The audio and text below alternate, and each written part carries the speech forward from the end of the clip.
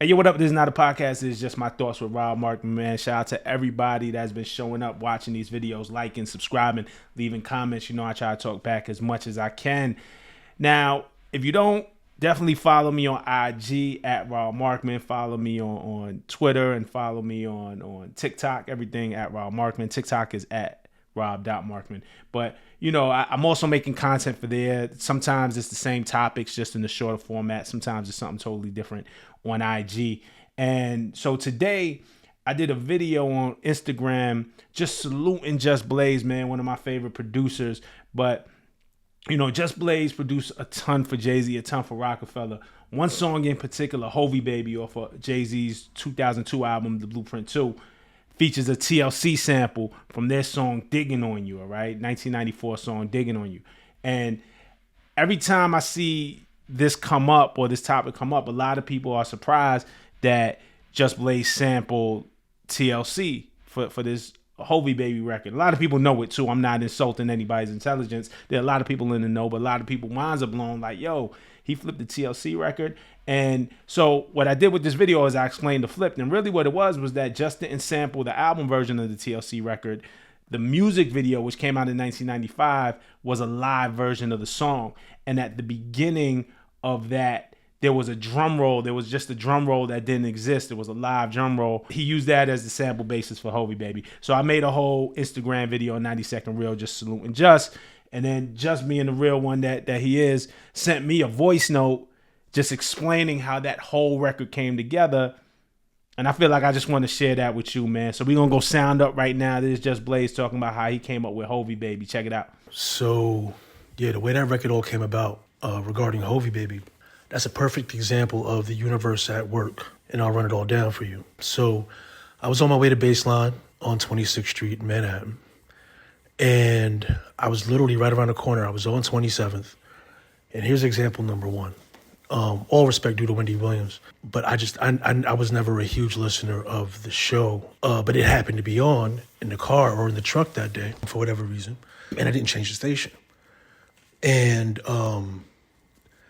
you know, whatever was happening on the show stops. They paused the show to announce that Left Eye had just passed. And, you know, they make the announcement, and obviously, you know, we're in a little bit of shock.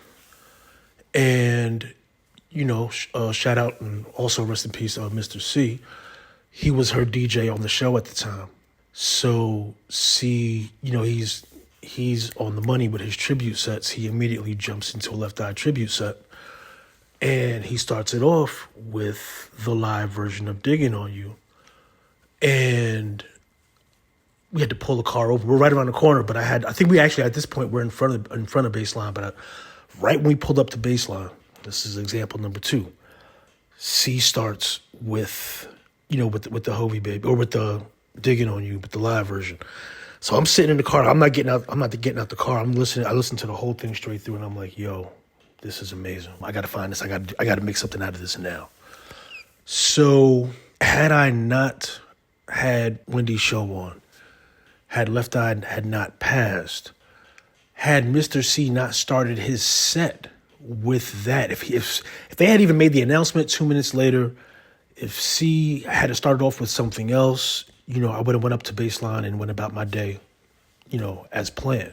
But instead of, you know, going about my day, ran up to Baseline, handled something quickly, and then I said, all right, I got to go find that live version. And I remembered, you know, I at first I was like, where did that even come from? And then I remembered it was only on the 12-inch. It was never on the album. When they shot the video for Diggin' On You, they did the live version instead. And I remembered that from years prior, because I had the 12-inch at one point. So I ran down to A1 Records in the Lower East Side, and just crossing my fingers that they hoping to have a copy, and they did. Ran right back to Baseline. And, you know, here's the next example of the universe at work. The day before that, me and Hov were rapping about something in the studio, and he's like, yo, by the way, I got this joint. I need you to do something for this. And all he spit to me was the hook. You know, can't stop the unstoppable, touch the untouchable, break the unbreakable. It's Hovi Baby. So he gives me that hook the day before. He's like, make something with that in mind.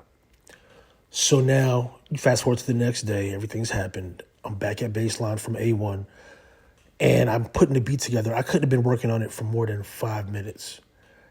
And Jay comes in the room and he's like, "Just, you a genius." And I'm like, "Thanks," but I'm trying to figure out where he's coming from with it. He's like, "How'd you do that so fast?" And I'm like, "Do what?" And he's like, "The hook that I gave you yesterday, like you made this is it right here, right? You made this beat for the hook." And I'm like, yeah, sure. Like trying to play it off like that was my intention. And he stayed in the room, for a while, and he was doing his thing, writing in his head and mumbling to himself and pacing back and forth. And then he just starts spitting the rhyme to me. And an hour later, we had the basic record done, but that was really like something that was destined to be. It was fate, obviously, like I said, rest in peace, Left Eye, rest in peace, Mr. C. But if it wasn't for that was like divine intervention, because if I hadn't happened to have the radio on in the car, if Wendy's announcement didn't happen as I was pulling up the bass line, if C had started out his set with something else, or if I had just even happened to go to the studio earlier or later that day, any of those factors were even slightly different, that record would have never come into existence. All right, so there it is, man. Shout out to Just Blaze. Shout out to y'all for watching.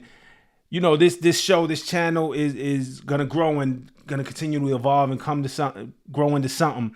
And I don't know what it is. We're definitely gonna do interviews on this channel soon, but sometimes a legendary, one of the illest hip-hop producers that ever lived is just going to throw you a voice note, and I'm going to find a way to flip that into content for y'all so we could talk and have these conversations. So hit me in the comments, man. Let me know what your favorite Just Blaze beat is. How about that, all right?